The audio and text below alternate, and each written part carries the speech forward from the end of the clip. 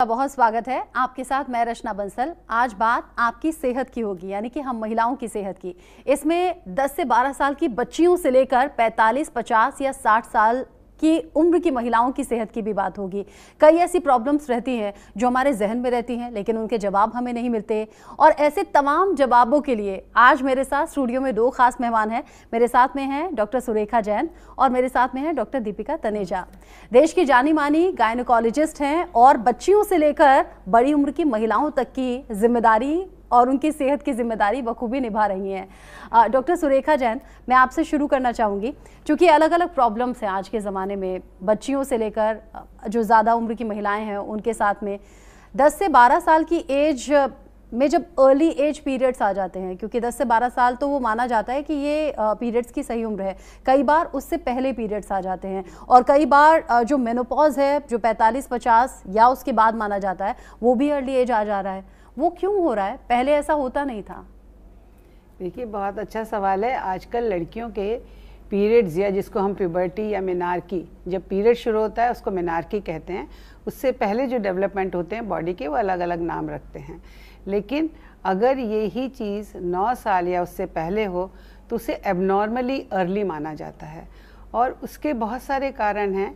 सबसे पहले तो उसमें जो हमारा खान पान और हमारा वातावरण है, जिसमें बहुत सारे इस तरह के विषैले पदार्थ हैं, केमिकल्स हैं, जो अर्ली हार्मोन चेंजेस डेवलप करते हैं बच्चे में, उसकी वजह से ये प्रॉब्लम आती है। दूसरा, exposure of the so much of media, exposure to so much of everything, whatever it should not be given to the children is always easily available to our children. आप किस तरफ इशारा कर रही हैं? Social media, mobile? Social media, mobile, और उसमें जो भी कंटेंट होता है जो कि इजीली हर एक को अवेलेबल है, चाहे वो बच्चा हो, चाहे बुजुर्ग हो, चाहे उनके लिए वो सही नहीं हो तो भी इजीली अवेलेबल है। क्या आप 18+ कंटेंट की बात कर रही हैं? नहीं, मैं 18+ कंटेंट की बात कर रही हूँ, पर वो बच्चों को भी अवेलेबल है ना। ये मैं कहना चाहती हूँ। OTT प्लेटफॉर्म्स पर, OTT पर या YouTube पर, गूगल मीडिया पर, कहीं पर भी जो भी वो जानना चाहें उनको अवेलेबल है। टाइप करिए और अवेलेबल है। और ऑफ कोर्स जो हमारे वातावरण में दूषित हैं, और जो बहुत सारा हमारा खान पान जिसमें ऐसे केमिकल्स हैं जो नहीं हमको मिलने चाहिए खाने में, वो जब मिलते हैं तो हमारे कुछ हार्मोन्स जो हमको प्यूबर्टी या मेनार्की देते हैं, वो हमारे सिस्टम को जल्दी स्टिमुलेट करके जल्दी पीरियड शुरू करते हैं। डॉक्टर सुरेखा, ये सवाल मैंने आपसे किया था इसलिए क्योंकि डॉक्टर दीपिका के मुकाबले आप ज़्यादा एक्सपीरियंस्ड हैं, आपने ज़माना देखा है। आपने कहा कि एक तो खान पान इसकी बड़ी वजह है, वो तो हम बड़े बुजुर्गों से भी सुनते हैं कि आजकल बहुत मिलावटी खाना है, इसकी वजह से अर्ली एज पीरियड्स आ रहे हैं। ये जो आपने दूसरी बात कही, क्या इसका हार्मोन्स से कोई कनेक्शन है? और क्या हार्मोन्स बॉडी को ये मैसेज देते हैं कि अब पीरियड आना चाहिए?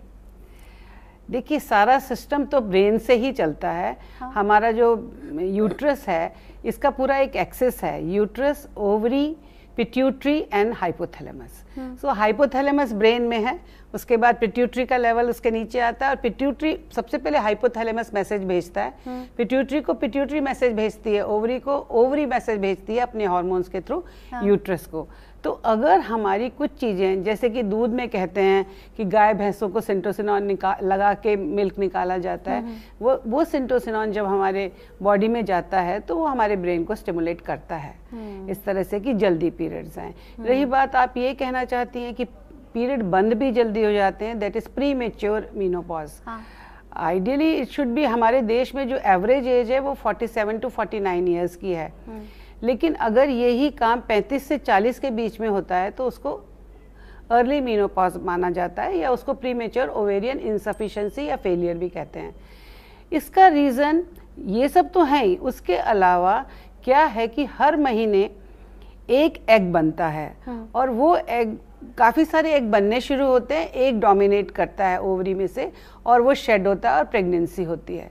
लेकिन जब आप लेट शादी करते हैं, लेट कंसेप्शन होता है और कम बच्चे करते हैं, तो आपको ये फेलियर जल्दी हर महीने होता रहता है।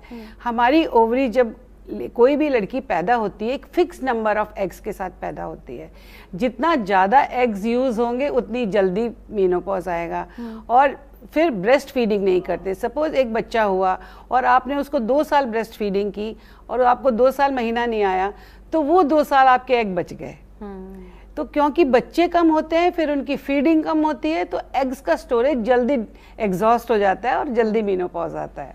डॉक्टर दीपिका, एक बहुत ही मैं कहूँगी कि आम सवाल आज की डेट में हो गया है, आप हर दूसरी लड़की से पूछ लीजिए, वो बताएगी मुझे PCOS PCOD की प्रॉब्लम है। पहले तो ये सब हम सुनते नहीं थे।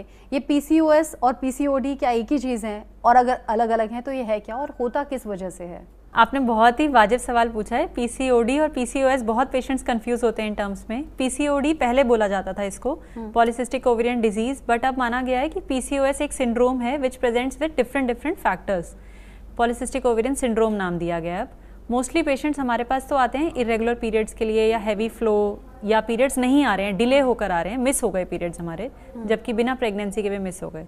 तो ये तो हो गई मेंस्ट्रुअल इरेगुलरिटीज। सेकंड प्रॉब्लम होती है जिससे पेशेंट्स हमारे पास आते हैं, सेकंड इज एंड्रोजेनिक फीचर्स, जिसमें पेशेंट का हेयर फॉल हो सकता है, एक्ने हो सकते हैं, फेस पे दाने हो सकते हैं, और बॉडी के फ्रंट और बैक पे जैसे मेल पैटर्न ऑफ हेयर होता है चेस्ट पे, एब्डोमेन पे, वो हो सकता है, या फिर पेशेंट की आवाज़ भी भारी हो सकती है।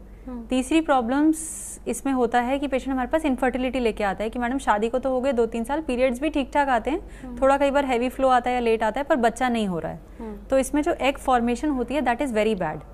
छोटे छोटे एग्स बन जाते हैं, पर जैसे मैडम ने बताया कि हर महीने एक एग पूरा डेवलप होता है और वो प्रेगनेंसी के लिए रेडी होता है, वो एग बन नहीं पाता। तो सारे एग्स छोटे छोटे बनकर फंस जाते हैं एक स्टेज ऑफ डेवलपमेंट में। उसकी वजह से इंसुलिन रेजिस्टेंस बॉडी में बढ़ जाता है। It makes the girl prone to have diabetes, और कई फीचर्स हमें ओबेसिटी के भी मिलते हैं, मतलब पेशेंट मोटा भी होता है। दोनों कंपोनेंट हो सकते हैं रचना जी, इसमें पेशेंट मोटा भी हो सकता है और पतला भी हो सकता है, लीन PCOS भी हो सकता है और ओबीस भी हो सकता है। अच्छा, जैसे आपने कहा कि अनवांटेड हेयर्स आ जाते हैं बॉडी पार्ट्स पर या फेस पर, ऐसे भी कुछ केसेस हैं क्या जिसमें जो हमारे सर के बाल होते हैं इनका पैटर्न चेंज हो जाता है? मीन्स अगर स्ट्रेट हैं तो कर्ली हेयर्स हो जाएं, या कर्ली हैं तो स्ट्रेट हो जाएं। ऐसे 1-2 लोगों से मैं मिली हूँ, तो मैं ये कंफर्म करना चाहती थी, ये मिथ है या ऐसा होता है? नहीं, देखिए ये थोड़ा मिसकंसेप्शन है। हेयर का टेक्सचर चेंज नहीं होता, बट जो कि हेयर फॉलिकल्स होते हैं उसमें हेयर फॉल का पैटर्न चेंज हो जाता है।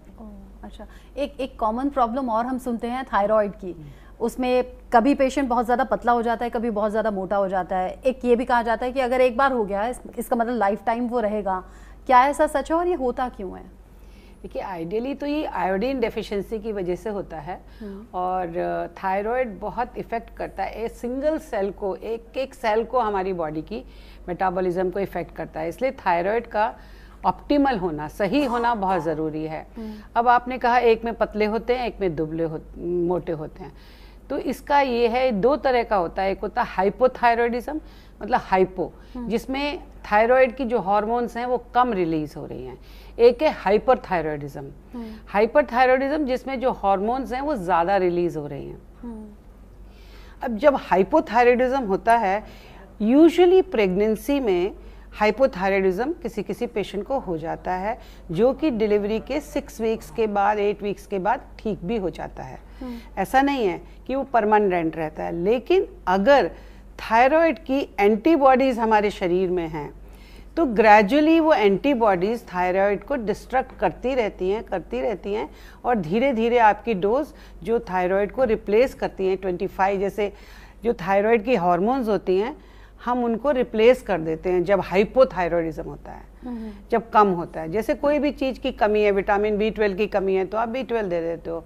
ऐसे ही अगर हाइपोथायरॉयडिज्म है और थायराइड की हार्मोन्स कम है, जो एक्टिव हार्मोन होती है उसको रिप्लेस कर देते हैं। और जब आपका डिस्ट्रक्शन धीरे धीरे होता चला जाता है तो वो बढ़ती जाती हैं, 25 माइक्रोग्राम, 50 माइक्रोग्राम और 200 माइक्रोग्राम तक भी पहुंच जाती हैं। अब हम बात करते हैं अगर हाइपरथायरॉयडिज्म की, तो इसमें हमारा थायराइड ग्लैंड हाइपर एक्टिव होता है और उसकी एक्टिव हार्मोन्स जो होती हैं T3, T4 वो एक्सेस में होती हैं। एक्सेस में होने से हमारा बेसल मेटाबॉलिक रेट बढ़ जाता है, हमारी एनर्जी जो होती है बॉडी की वो ज़्यादा यूज़ होती है और हम दुबले होते रहते हैं। उसकी वजह से हार्ट रेट भी बढ़ जाती है, BP भी बढ़ जाता है। और अगर प्रेगनेंसी है और उसमें हाइपरथायरॉयडिज्म है तो पेशेंट प्रीमेच्योरली डिलीवर भी कर सकती है और बच्चे के ऊपर भी इफ़ेक्ट आता है। थायराइड स्पेशली प्रेगनेंसी में बहुत इम्पॉर्टेंट है। फर्स्ट 7-9 वीक्स तक बच्चे के पास अपनी थायराइड हार्मोन नहीं होती है, मदर से लेता है। अगर मदर ही डेफिशिएंट है, हाइपोथायराइड है, तो बच्चे को नहीं मिलेगी। इसलिए हमें प्रेग्नेंट होने से पहले ये पता होना चाहिए कि हमारी थायराइड की स्टेटस क्या है। अब आजकल जब बहुत ही ऐसा ज़माना है जब हमें बिल्कुल परफेक्ट बच्चे चाहिए और हर लड़की समझदार है, सोचती है कि मेरी प्रेगनेंसी एब्सोल्युटली 100% नॉर्मल हो, तो प्री नेटल या प्री कंसेप्शनल काउंसलिंग होती है एक। उसमें अगर आप डॉक्टर के पास जाके कंसीव करने से पहले ये सब समझना चाहेंगी तो आपका सारे ज़रूरी टेस्ट कराएंगे। अच्छा, ऐसे तो फीमेल्स की बहुत सी प्रॉब्लम्स हैं और अगर हम बात करने लगेंगे तो बहुत घंटे बीत जाएंगे, लेकिन मैं कुछ कॉमन प्रॉब्लम्स आज डिस्कस करना चाहूँगी ताकि व्यूअर्स को और ख़ास तौर से हम महिलाओं को ज़्यादा से ज़्यादा इस शो का बेनिफिट मिले। एक इनफर्टिलिटी की समस्या हम बहुत ज़्यादा सुनते हैं डॉक्टर दीपिका।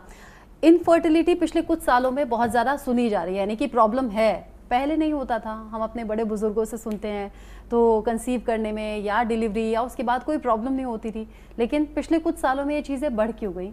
हाँ जी, देखिए इनफर्टिलिटी में है ना बहुत, तो एक तो एज ऑफ मैरिज चेंज हो गई है, age of child bearing change हो गई है। पहले शादी हो जाती थी 15, 16, 17, 18, 20 तक शादियाँ हो जाती थी, and then people use to conceive by 35 maximum. अब 30-35 पे शादी होती है, 35 पे सोचा जाता है कि हम प्रेगनेंसी कर लेते हैं। तो ऑफकोर्स जो एग रिजर्व है एक लेडी का, वो धीरे धीरे +30 होते होते वो कम होना शुरू हो जाता है, एग रिजर्व कम हो जाता है, स्पर्म में भी कुछ ना कुछ प्रॉब्लम्स होनी स्टार्ट हो जाती हैं। There are practical problems like sexual intercourse issues हो जाते हैं। आजकल की प्रोफेशनल लाइफ में जैसे लेडी को अपना करियर बनाना है, वैसे हस्बैंड को भी अपना करियर बनाना है, तो दोनों अपनी लाइफ में बहुत बिजी हैं। स्टे अपार्ट रिलेशनशिप्स हैं, लोग साथ में ही नहीं रह रहे या कुछ ही टाइम साथ रह रहे हैं। So these are many reasons of late conceptions, late child bearing. और इसीलिए शायद आप देखेंगे आजकल IVF सेंटर्स बहुत ज़्यादा बढ़ गए हैं, क्योंकि जैसे ही लोग ट्राई करते हैं कंसीव करने का, पेशेंस लेवल एकदम ज़ीरो है। It is like an exam कि जाते हैं, 2 महीने हमने ट्राई किया, बेबी नहीं हुआ, there is some problem, we need some treatment. कितना टाइम बाद फिर जाएं IVF के लिए? एटलीस्ट आपको 6 मंथ्स तो ट्राई करना चाहिए। You can see a doctor, वो आपको शुरू में बता देंगे कि what are the good ways to try and how you can track the ovulation cycle of the lady.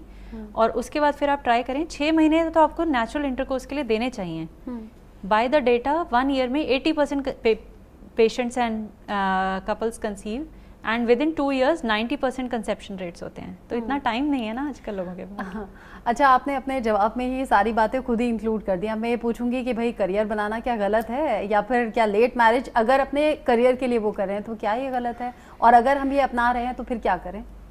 आप करें, लेकिन दोनों काम साथ में भी तो हो सकते हैं ना। अगर हम मैटर्निटी सर्विसेज को अच्छा कर दें और वर्क प्लेस पे ही हमारे पास बेबी केयर सेंटर्स हों, जहाँ एक लेडी प्रेगनेंसी के लिए ये ना सोचे कि मुझे 2-3 साल का ब्रेक लेना पड़ेगा। एंड ऑफ कोर्स हस्बैंड की भी आजकल काउंसलिंग होती है, तो अगर हस्बैंड्स भी हेल्प करते हैं बेबी की टेक केयर करने में। बहुत लोग आजकल after Covid they have started working from home, तो कई बार हस्बैंड्स घर पे होते हैं, वो किसी हेल्प के साथ या किसी पेरेंट के साथ अगर वो भी बच्चे का ध्यान रख लें, तो 2-3 मंथ्स में there are enough options in the market कि आप ब्रेस्ट मिल्क पंप करके जा सकते हो बेबी के लिए, कुछ आप ब्रेस्ट फीड करा सकते हो। तो अगर सब लोग एक प्रेग्नेंट लेडी के साथ कोऑपरेट करें तो आई थिंक ये टैबू होने के बजाय लोगों को लगेगा हम प्रेगनेंसी भी साथ में कर लें और काम भी चलता रहेगा। डॉक्टर सुरेखा, मैंने बहुत लोगों से सुना है कि ड्यूरिंग प्रेगनेंसी जो फीमेल्स होती हैं वो बहुत ज़्यादा सेंसिटिव हो जाती हैं। सेंसिटिव होने के साथ वो बहुत ज़्यादा खुश भी हो सकती हैं और बहुत ज़्यादा डिप्रेसिव भी वो हो जाती हैं ड्यूरिंग प्रेगनेंसी भी और आफ्टर डिलीवरी भी। ये क्या रीज़न है और क्यों होता है ऐसा? देखिए, ये अगर सच में नोटिसेबल चेंजेस हैं आपके मेंटल एटीट्यूड में, तो रीज़न हमेशा हार्मोनल होता है। प्रेगनेंसी में सडनली हार्मोन्स बहुत बढ़ जाती हैं, बहुत तेज़ी से बढ़ती हैं और बहुत बड़े ऊंचे लेवल तक जाती हैं। तो उसके वजह से भी प्रेगनेंसी ब्लूज़ बहुत पेशेंट्स को होते हैं, प्रेग्नेंट मदर्स को रादर।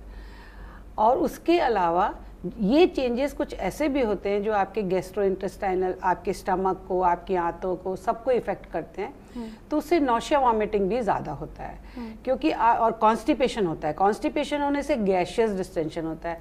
ये नेचर का रूल है कि प्रेगनेंसी में वो सब चीज़ों को स्लो करती हैं, क्योंकि वो यूट्रस को क्वाइट रखना चाहती है। तो इसलिए जो हमारी इंटेस्टाइन है, हमारे पेट है, वो सब धीरे धीरे काम करते हैं और उनको लेट एम्प्टी होती है, इसलिए आपको कॉन्स्टिपेशन होता है। ये तो नौशिया वॉमिटिंग का हुआ। नौशिया वॉमिटिंग की वजह से आप खा नहीं पाते हो तो वीकनेस आती है और आपको बहुत गिडीनेस, हर समय लगता है सो जाएं।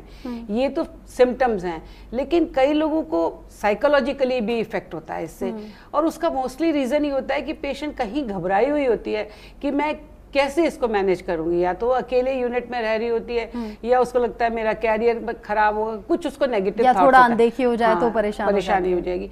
दूसरा इसका एक बहुत बड़ा रीजन भी है कि जो हम बहुत कुछ पढ़ते हैं ना गूगल पे, यूट्यूब पे, इधर से उधर से, उसका फर्क भी होता है।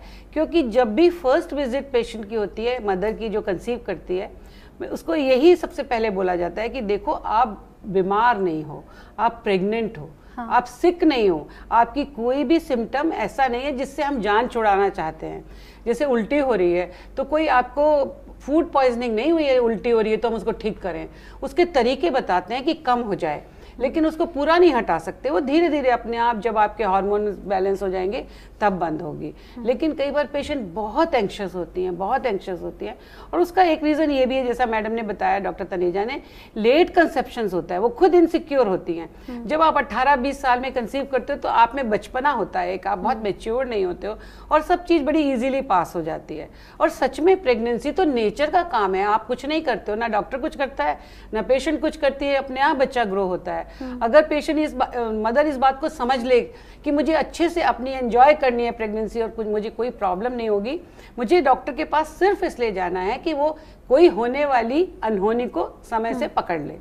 अदरवाइज डॉक्टर भी नहीं होगा तो आपकी 9 महीने प्रेगनेंसी पूरी हो जाएगी, आप डिलीवर भी हो जाओगे। लेकिन डॉक्टर सुरेखा, ऐसा पहले हुआ करता था, हम अपनी मदर से या अपनी मासी से या अपनी दादी चाची इन सब से सुनते हैं तो मालूम होता है कि पहले इतने प्रिकॉशंस नहीं होते थे, पहले तो डॉक्टर के पास जाना भी नहीं होता था और मोस्टली तो बच्चे घर में हो जाया करते थे। लेकिन आज चीज़ें बदल गई हैं, मिसकैरेज हो जाते हैं, टेंशन बहुत ज़्यादा हो जाती है। और क्या वो रीज़न रहते हैं जो इतना प्रिकॉशन होने के बाद भी मिसकैरेज हो जाए, और पहले इतना ईजी क्यों था सब कुछ?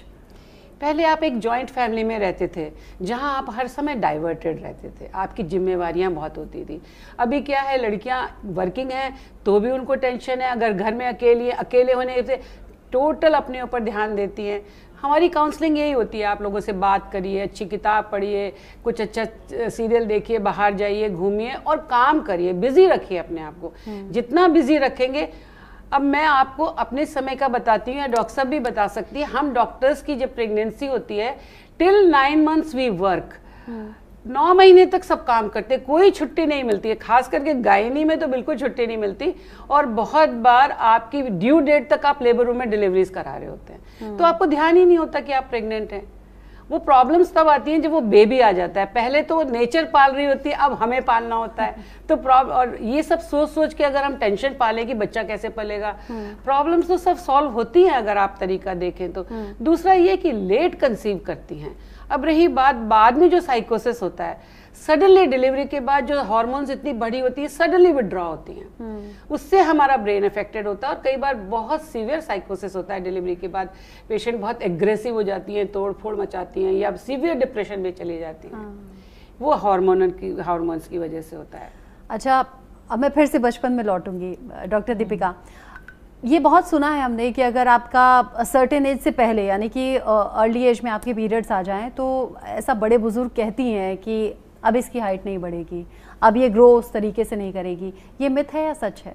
ये तो सच ही है। देखिए, प्यूबर्टी एक ऐसी स्टेज है जब आपके हार्मोन्स बॉडी के चेंज होते हैं। तो जैसा मैम ने भी बताया, period is one of those symptoms. उससे पहले बॉडी की बहुत सारी डेवलपमेंट्स होती हैं। उसमें हाइट डेवलपमेंट है, उसमें ब्रेस्ट डेवलपमेंट है, उसमें सेकेंडरी सेक्सुअल कैरेक्टर्स, मतलब कि हेयर जैसे छोटे बच्चों के नहीं होते हैं। जब बच्चा ग्रो करता है तो आर्मपिट्स में हेयर आते हैं, यूरिन वाली एरिया के ऊपर वहाँ पर हेयर आते हैं। तो the body changes in a lot of forms and when these hormones they pick up in your body, तो ये जो मेटाफाइसिस होते हैं बोन्स के, epiphysis and metaphysis, they stop growing. वहाँ पर ग्रोथ प्लेट्स होती हैं, दे स्टॉप ग्रोइंग।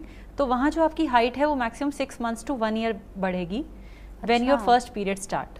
तो हम बच्चों को भी यही काउंसिल करते हैं कि आप फिजिकल एक्टिविटी में एंगेज कीजिए, स्विमिंग कीजिए, बास्केटबॉल, जितनी भी लेंथनिंग एक्सरसाइजेज हैं वो आप ज़्यादा करेंगे तो तब तक आपकी हाइट बढ़ जाएगी।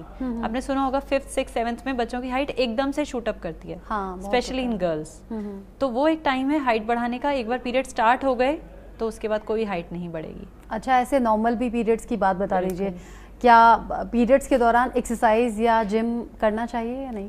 पीरियड्स के टाइम पर कर सकते हैं। देखिए पीरियड्स थोड़ा अनकंफर्टेबल पीरियड होता है, जो पुराने ज़माने और अब के ज़माने में चेंज हो गया है। अब बहुत सारी ऑप्शंस हैं, not just sanitary pads, patients menstrual cups भी यूज़ कर सकते हैं, टैम्पून्स भी यूज़ कर सकते हैं टू कंट्रोल द फ्लो, और मेडिसिन भी आ गई हैं और वर्कआउट्स भी आ गए हैं। और जितना आप एक्सरसाइज करेंगे ना, वो आपके यूट्रस और ओवरीज में ब्लड फ्लो इंक्रीज करता है। अच्छा। तो उस टाइम पर आपको पेन्स भी कम होंगे एंड इन फ्यूचर आपकी बॉडी वेल प्रिपेयर्ड होगी किसी भी इवेंट के लिए, चाहे वो अगली पीरियड्स हो या आगे जाकर कुछ सालों के बाद प्रेगनेंसी हो।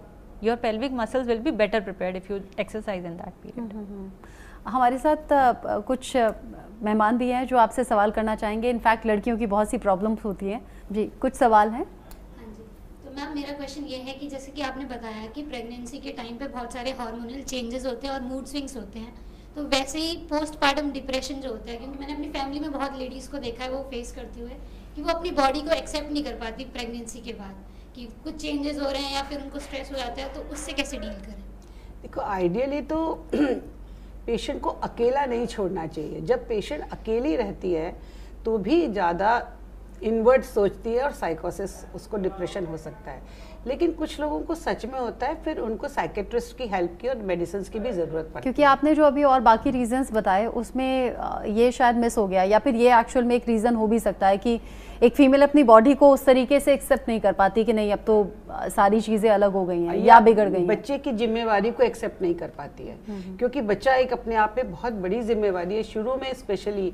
और क्या होता है, देखो दिन में तो सब लोग बच्चे को देख लेते हैं, रात में माँ को ही देखना पड़ता है। उसकी नींद भी पूरी नहीं होती है ठीक से, और अगर उसको सोशल सपोर्ट नहीं है कि जब वो सो रही है तो उसको डिस्टर्ब ना करें, इस तरह की कंफर्ट उसको दें, तो पेशेंट को प्रॉब्लम स्लीपलेसनेस की वजह से भी डिप्रेशन में जा सकती है। इतनी थकान हो जाए कि वो किसी से बात करना ना चाहे। मैम एक्चुअली जब भी मुझे पीरियड्स होते हैं, जो मेरी मदर होती हैं वो मुझे भागने कूदने नहीं देती हैं, दौड़ने भी नहीं देती, और यहाँ तक कि मुझे जो हैवी वेट है वो नहीं उठाने देती। उनका ये रहता है कि बेटा आप ये सब चीज़ें मत करो, आगे जाके जो है आपको प्रॉब्लम्स हो सकती हैं। तो मैं उनकी ये चीज़ आज तक नहीं समझ पाई कि ऐसा करने से क्या प्रॉब्लम्स हो सकती हैं। आई थिंक जो उनकी धारणा है वो ये है कि बॉडी तब वीक होती है, आपको रेस्ट चाहिए होता है। पुराने ज़माने में ना तो पैड्स थे, ना मेंस्ट्रुअल हाइजीन के बारे में बात की जाती थी, ठीक है। तो लोग कपड़ा यूज़ करते थे, बाहर जाते थे, उसी कपड़े में 6 से 8 घंटे चले जा रहा है, और वो ब्लड जो आपका स्टेन्ड है वो आपके बॉडी पार्ट्स को टच करता है, तो वहाँ पर इन्फेक्शन और इन्फ्लेमेशन के चांसेस होते हैं। पहले तो पूजा भी नहीं करते थे ना, अभी भी ये धारणा है कि उस टाइम पर पूजा मत करिए, उस टाइम पर ये मत करिए, वो मत करिए। बट अगर आप उसका साइंटिफिक बेस देखोगे पुराने ज़माने में, तो ये था कि लेडी को चलो 4-5 दिन तो वो रेस्ट पीरियड मिलता था, और अगर आपको उन 4-5 डेज में अनकंफर्टेबल नहीं होना, तो आपका जो एक्सरसाइज रूटीन है वो डेली होना चाहिए। डॉक्टर सुरेखा, एक्सरसाइज हैवी नहीं करनी चाहिए या बिल्कुल नहीं करनी चाहिए? मतलब हल्का फुल्का कर सकते हैं, जैसे अभी उन्होंने पूछा कि वेट उठाने से मना करते हैं, तो ऐसा तो हमने अक्सर मम्मियों को सुना है, बहुत ज़्यादा वेट मत उठाओ, दिक्कत आ जाएगी। ये तो सिर्फ आप पीरियड्स की बात कर रहे हैं। आजकल तो मेजर सर्जरी के बाद भी पेशेंट को दूसरे-तीसरे दिन चला देते हैं। हम सिजेरियन में क्या करते हैं, 24 घंटे के बाद पेशेंट को खड़ा कर देते हैं और उसको बोलते हैं टॉयलेट जाओ, और जब डिस्चार्ज करते हैं 3rd-4th डे में तो बोलते हैं घर जाके जितना बिना थके काम कर सकते हो करो। जितना चलोगे उतनी आपकी बॉडी की सर्कुलेशन अच्छी होगी। बॉडी की सर्कुलेशन में यूट्रस भी आती है, तो चाहे वो पीरियड हो, चाहे आप बीमार हो, चाहे पोस्ट ऑपरेटिव हो, बीमार हो, अगर आप सच में वीक हो वो डिफरेंट है, अदरवाइज आपकी सर्जरी हुई है, कुछ भी हुआ है, आप जितना बिना थके चल सकते हो उतना चलना चाहिए। क्योंकि ज़्यादा लेटने से, पहले तो देखो प्रेगनेंसी में ज़रा भी ब्लीडिंग होती थी तो ये कहा जाता था आप बेड रेस्ट करो। अभी कोई डॉक्टर आपको बेड रेस्ट रिकमेंड नहीं करेगा, बिल्कुल भी नहीं करेगा। अच्छा, आजकल के भागदौड़ में और कामकाज में हम लोग खुद पर ध्यान नहीं दे पाते। आजकल हम बहुत देखते हैं, सोशल मीडिया पर भी इसका जिक्र होता है, डॉक्टर्स भी कहते हैं एक्सरसाइज मस्ट है, अपनी अच्छी सेहत का ध्यान रखिए, अच्छा खान पान खाइए। अगर किसी को नहीं मिलता एक्सरसाइज के लिए टाइम, इसे एक्सक्यूज़ कहें या अगर ज़रूरी है तो कितना टाइम करें? देखिए, बिंदी लिपस्टिक लगाने का टाइम मिलता है ना जो जिसका शौक है और जो ज़रूरत का काम है उसके लिए वक्त तो निकालना पड़ता है। सबके पास 24 घंटे होते हैं, तो अगर आपको सुबह टाइम नहीं मिलता है तो आप जो किसी का लंच आवर होता है, आप ब्रेकफास्ट हैवी कर लीजिए, फिर टेक अ ब्रेक और लंच टाइम पे आप एक्सरसाइज कर लीजिए। अच्छा, खाली पेट करनी है? थोड़ा खाली पेट चाहिए, 6 to 8 आवर्स फास्टिंग आपको चाहिए। बट वक्त तो निकालना पड़ता है, सबके पास अच्छा, दुनिया में और फिर 24 कितना घंटे ही वक्त, हैं। कितना सफिशिएंट होगा? एटलीस्ट 30 मिनट्स तो आप करिए, क्योंकि तो ये 30 मिनट्स क्या होगा? वो योगा होगा, स्ट्रेचिंग होगा और बाकी देखिए एक्सरसाइज सबसे होगा? पहले तो कोई भी एक्सरसाइज से पहले आपको रूटीन बनाना है। You have to make sure कि आपको 30 मिनट्स रोज मिले, एटलीस्ट 6 डेज अ वीक तो आपको मिले। एक चीज़ और है जो मैं अभी जो लड़कियां हैं उनमें देखती हूँ, खुद मुझे भी माइग्रेन है, ये माइग्रेन क्यों इतना ज़्यादा बढ़ गया? पहले तो बहुत इक्का दुक्का केसेस आते थे, अभी आप 18-20 साल की लड़कियों को सुन लेंगे कि माइग्रेन है, आप 40-50 साल की औरतों को सुन लेंगे कि माइग्रेन है। क्यों होता है ये, क्यों बढ़ गया? मैं पहले पिछले वाले सवाल का एक जवाब छोटा सा ये देना चाहती हूँ कि अगर आप किसी बिल्डिंग में काम कर रहे हैं और आप किसी बस स्टॉप पे या मेट्रो स्टेशन पे उतरते हैं, तो आप एक पहले स्टॉप पे उतरिए और पैदल चल के आइए अपने ऑफिस में। और दूसरा, आप लिफ्ट यूज़ ना करके स्टेयर केस यूज़ करिए। एटलीस्ट अगर आपको टाइम नहीं मिलता, इस तरह के चेंजेस तो आप कर सकते हैं ना, कि आप थोड़ा डिस्टेंस पैदल चलिए, आप एक और किसी भी तरह से ऐसे करिए कि आपका को पैदल चलना पड़े। अब माइग्रेन की बात आती है, माइग्रेन भी मैडम यही है कि इतना स्ट्रेसफुल हैं बच्चे। मैं देखती हूँ स्पेशली आफ्टर कोरोना, मेरे पास तो ग्रैंड चिल्ड्रन भी हैं, कोई ग्राउंड में जाके खेलता ही नहीं है, बच्चों की आदत ही खत्म हो गई है। That is true. छुपन छुपाई खेलना, बाग में जाके बॉल से खेलना, वो थोड़े से गवर्नमेंट ने झूले वूले बना दिए हैं, उन पर झूल के आ जाते हैं बस। ग्रुप में मिलके खेलने की रोज़ाना, जैसे हम लोग सब बच्चे होते हैं कि रोज़ शाम को मिलना है, आज खेलना है, कुछ भी ऐसा फिजिकल एक्टिविटी करनी है, स्टापू खेलना है, ऐसा कुछ तो है ही नहीं। घर में बच्चे पहले छिपन छुपाई भाग दौड़ खेलते थे, वो कोई नहीं खेलता, या तो वो लेगो बनाते रहते हैं या अपने सेल फोन पे खेलते रहते हैं। यानी रूटीन चेंज करना होगा, अपनी आदतें बदलनी होंगी, तब शायद ये जो इतनी प्रॉब्लम्स बढ़ गई हैं पिछले कुछ सालों में, वो धीरे धीरे रिड्यूस होंगी। हाँ, कहना आसान है, करने पर आते हैं तो मुश्किल हो जाता है, क्योंकि आदतें बन चुकी हैं। सोशल मीडिया जिसका फ़ायदा है तो नुकसान भी है, मोबाइल भी जिसका फ़ायदा है तो नुकसान भी है। बहरहाल आज हमने हम महिलाएं के शो में महिलाओं से जुड़ी बहुत सी प्रॉब्लम्स और उनके सोल्यूशन पर बात की, और बहुत शुक्रिया करना चाहूँगी मैं डॉक्टर सुरेखा आपका भी और डॉक्टर दीपिका आपका भी कि आपने अपना प्रीशियस टाइम निकाला और हमारे व्यूअर्स तक ये जानकारी दी। बहुत बहुत धन्यवाद। Thank you for the viewers questions as well. Thank you. Thank you.